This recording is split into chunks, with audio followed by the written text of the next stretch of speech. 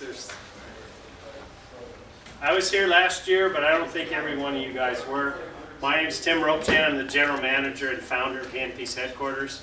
Started the company in 1979. We've been part of Henry Schein now since 2003. And that's been a good thing. We're located in Placentia, California, which is about, 7 to 8 miles from Disneyland. So if you have kids, you ever want to go on vacation to Disneyland or go see, Universal Studios or Hollywood or any of that stuff, stop by, I'll give you a tour. Open invitation. So we're doing a business trip to Handpiece Headquarters and we're going to detour. Gotcha. So you're going to do a vacation, which is a business trip because you're going to stop by Handpiece Headquarters. Any questions? Nope. I have a crew of 41. We operate 6 functions of Henry Schein at our facility. Our main one is the Handpiece Headquarters business. Topics today are for some feedback that my team, from contacting you guys, contacting us, concerns. Paul helped a lot with this to create these topics that are very meaningful. And so far, this is the third one. The other ones, I haven't had enough time to go through it all, so it's very meaningful. Going to touch on handpiece maintenance protocols, the terms loop-free and maintenance-free. Touch on the maintenance machine, albeit we did a lot in the downstairs. 1 to 5 speed increasing contra angles, auto chucks, and warranties. There's all kinds of ways and products, but what we had done during our time with the Timken company, Timken owned our business for 8 years, and we learned a lot about bearings, about systems, which is cartridges, and how all of these things work and how things are relative. And there's all different kinds of protocols. First and foremost, if you have an office that buys new handpiece, make them read the instructions for use. Handpiece manufacturers are required to register their device. It is a Class 1 medical device. And maintenance protocols have to be verified, validated, and certified by a third party to be effective. So it's important that they read the instructions. I'm guilty, as I'm sure most of you sitting here. I buy something, I know everything about it. I open the package, I get that piece of paper out of my way, and I go right to the device. When it's a Class 1 medical device, that's not a very good practice. It's important that they read the instructions for use because there are some things that the manufacturer requires the end users to do to maintain a handpiece to mitigate risk to patient injury. Now, how we developed a way through our time with Timken is understand the effects of cleaners, lubricants, and most importantly, debris in a bearing during sterilization. And what happens if a handpiece is not properly cleaned during and then sterilized? There's an occurrence in microscopic levels of the cookie sheet effect. Any debris that's left on the finely polished surfaces of the inner and the outer rings will etch by being baked for 15 to 20 minutes at temperature. Same thing as cookies on a cookie sheet. You take that cookie off the sheet, there's the impression. That's an etch. That's microscopic surface degradation. Dental ball bearings are some of the highest precision tolerance machined products in the world to achieve upwards of 500,000 RPM. So these ball tracks, the outside of the inner ring, the inside of the outer ring, are finely machined. They're machined to perfect roundness as possible, and they are polished beyond a mere reflection. Anytime there's degradation of the surface through cookie sheet effect, creates friction, creates wear, creates vibration, diminishes the reliability of the bearing. Now, handpiece manufacturers, some of them make maintenance machines. Maintenance machines work great because they use them. It's very important because if you only have manual process, not so good. The process is better than a maintenance machine, but when you have a maintenance machine in an office, they use them. They use them because they're very effective. However, there are ways that those do not properly clean a handpiece over time. It will allow for some debris buildup. Now let me ask you, a lot of you guys do star repairs, right? Do you ever notice one time or another where you put a new turbine in that handpiece, tighten the cap down, sounds great, but you go to cut with it, it has no torque? You know what happens? It's that cookie sheet effect over time, because it blocks the air passages. If you look down in the base of that star handpiece, it should be nice and shiny looking. But a lot of times you look down in there, it's all cruddy, and especially around the little insert that's inside of there that the coupler snaps into. There's exhaust passages on the outside of that insert that allows the air to escape while the turbine is running. If those get clogged with debris, turbine will still run, but it'll have absolutely no torque. That's part of that sterilization problem, where it will cake and it will bake debris onto a metallic surface and it builds it up.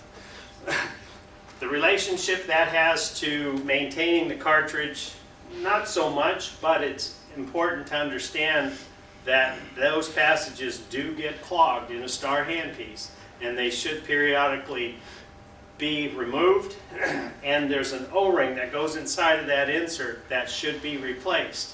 Because what will happen, and the way that O-ring works, is it seals the base of the tubing that's inside that handpiece to that connection. Then the coupler snaps on, and that O-ring seals off the air and the water. So if that O-ring is bad, it'll run up to speed, but some of the torque is bad. They'll turn on the water, and it has a little bit of water seeping out the handle at the top. Sometimes they even claim it comes out of the head of the handpiece.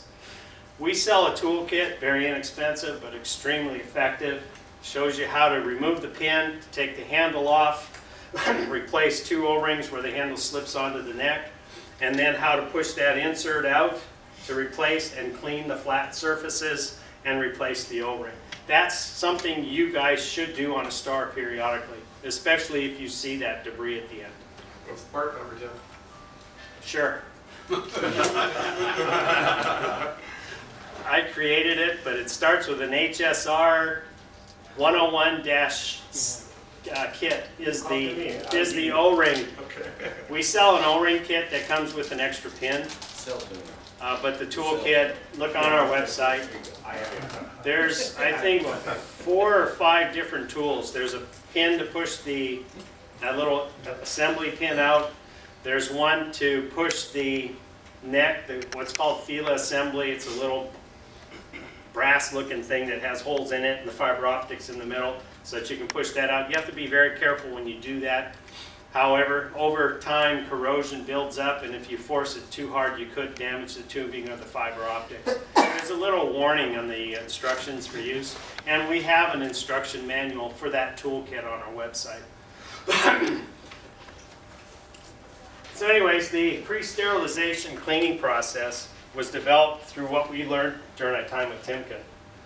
The best case scenario is to sterilize a handpiece that's in as pristine a condition as possible. Maintenance machines do a great job, but they do not do the best job possible. You can only achieve that through a manual process. Now this manual process can be used to your advantage. Years ago I used to charge an office to run a routine maintenance on all their handpieces, and I used that Timken protocol. You take a cleaner, put a burr in the handpiece. You take a cleaner, take the handpiece off the connector, and if it's a fixed back end handpiece, it's not the size, shape, color, or length of the tube, it's the position to which the tube is at the end of the handpiece, because that's how it matches to the connector on the delivery system. It's all standardized, and I'm sure I'm preaching to the choir. But the point I'm making, this is something you need to make sure your customers know. Best thing to do is ask them, which tube do you put it in? And if they say, well, I put it in the big one. No. Maybe the big one is the air dry, but by using that as a reference is not wise. It's the position. And it's simple. We're accredited in the state of New York and Illinois for CE course for preventative maintenance. And I created a script, and it had to be approved by those dental societies to give the doctors CE credits for maintenance. And you'd be surprised as to who didn't know which tube, because on my instruction sheets that we handed out, it had pictures of all the different back ends and where the position of the tube was. More than half of every one of those classes that I didn't have a clue. Some of them would say I put them in all of them. Well, that's okay, but you're wasting oil. And if you're buying it from us, keep it up. Yeah. But you know, the point is, it's not the size, shape, color, it's the position. So you take a spray cleaner, spray can of handpiece cleaner, spray it into the air drive line, hold the handpiece head towards the floor, tubes towards the roof. Rotate that burr back and forth. Now what you're doing is like a washing machine. You know, they have agitators. And what you're doing is you're distributing that cleaner all through the bearings, all through the cartridge, and loosening up any of the debris that may not be removed during a maintenance machine protocol. Maintenance machines work great, but this is a way for you to add that real extra value to your workmanship in that dental office, or to help a doctor identify where he's got some problems in maintenance. So by rotating that burr, it's loosening up the debris.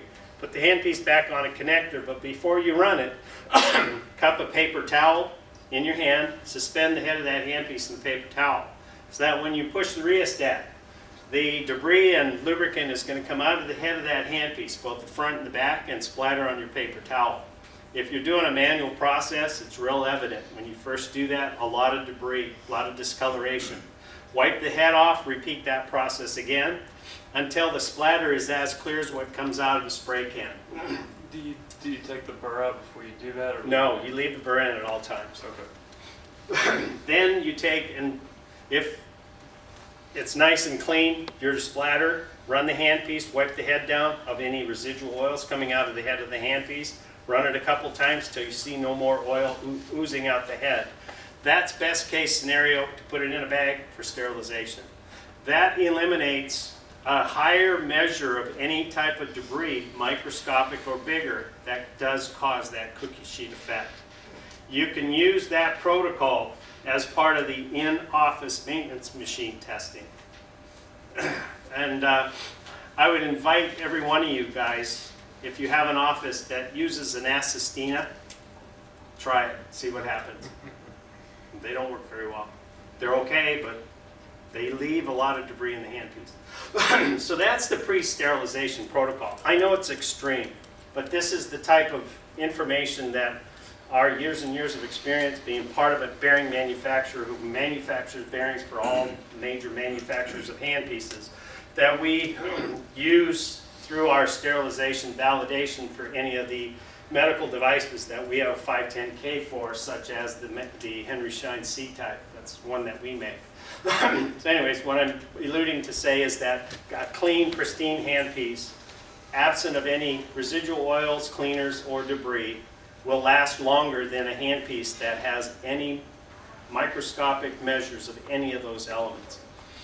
So, Question. yes. What's the maintenance time frame on handpiece? Like, you're talking about doing maintenance on handpieces, but is it 6 months? Is it a year? Is it 3 months? What is it? Well, if you How often are you saying you do this? You should, well, a handpiece should be maintained after each use, Okay. prior to each But I'm sterilization. talking about your process. My process, what I've done is I used to go service dental offices, and I'd go in there and service their stuff once a month. Once a month. Yeah. And this was prior to maintenance machines coming out. But you can also use those protocols to measure how well the maintenance machines are working. Because if you run a handpiece through a maintenance machine, then take it, run it, then do a cleaning process, like I just described, run it, suspend it in a paper towel. If you see any measure of debris, that maintenance machine is not functioning properly. It may not be dispensing enough lubricant or cleaner, may not be running it long enough to expel that debris. There could be a lot of things. Most maintenance machines are adjustable.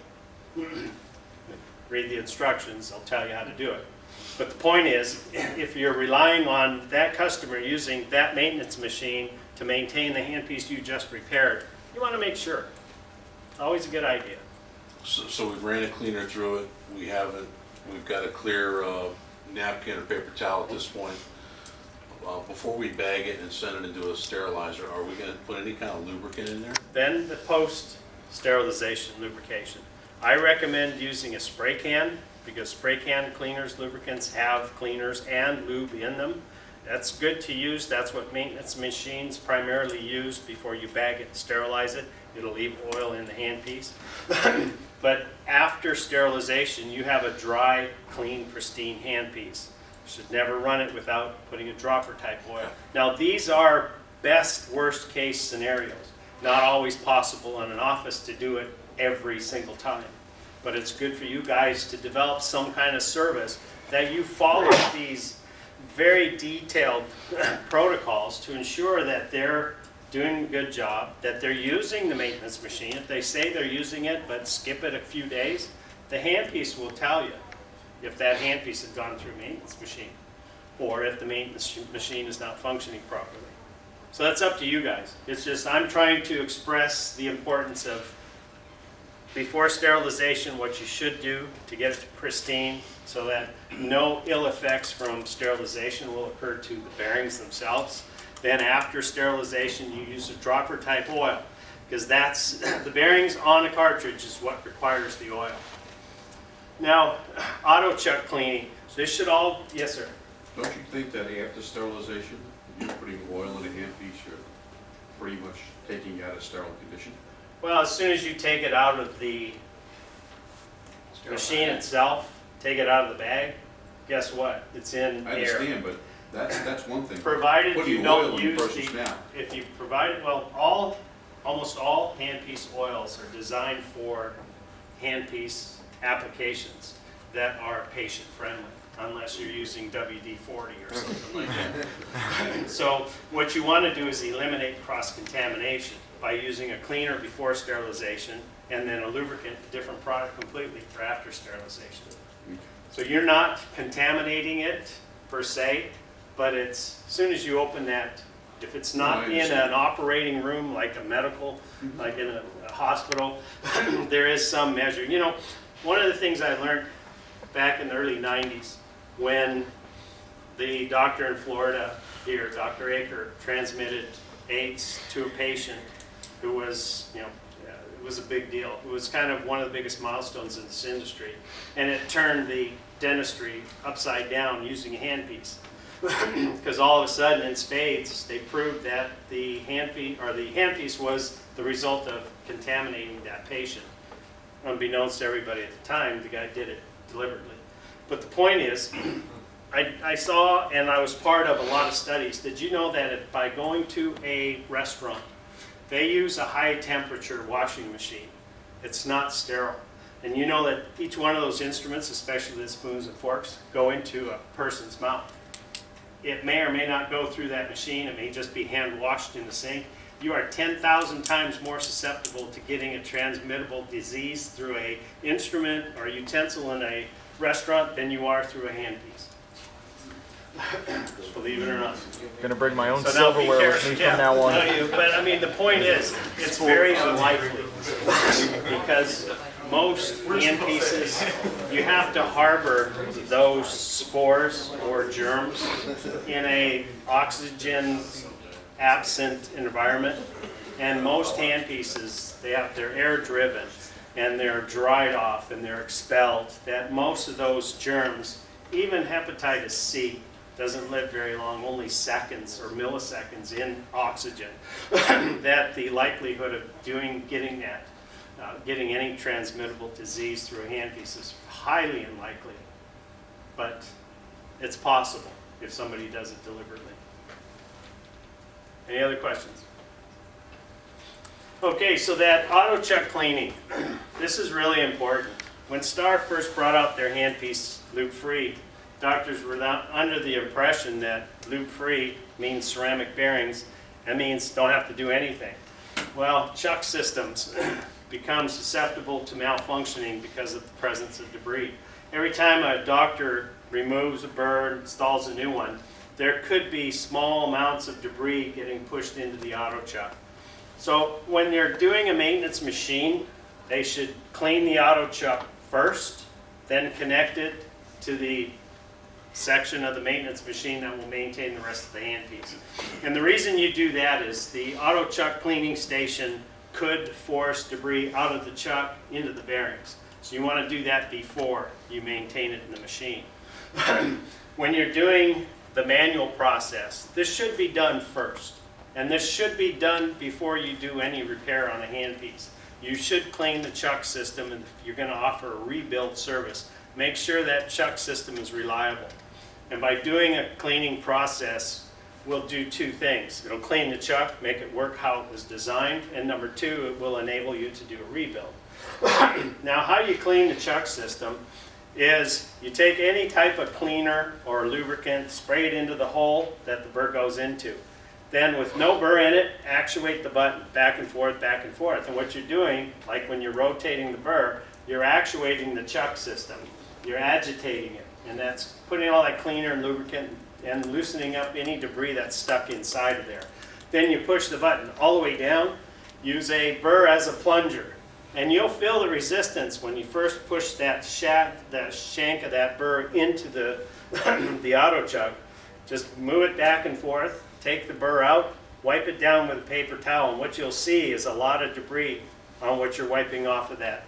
Repeat that process 2 or 3 times until when you wipe that shank of the burr off, it's as clear as what came out of whatever liquid it was that you used.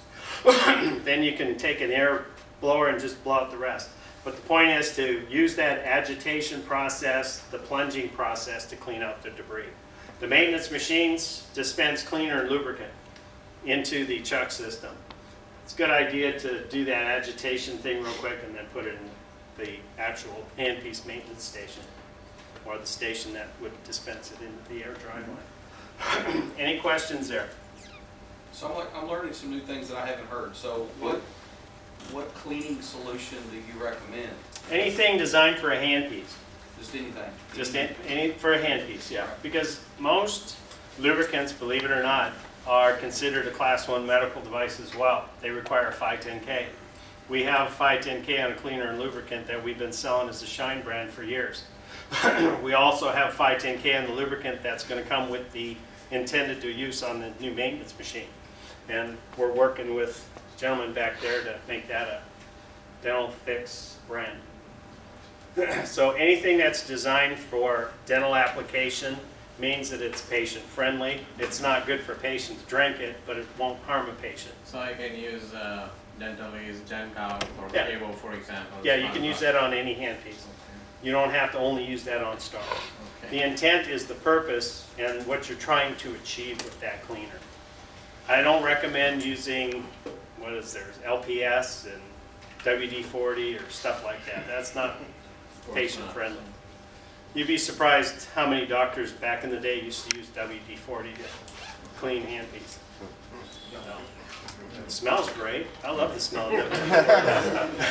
But God knows what it'll do to it.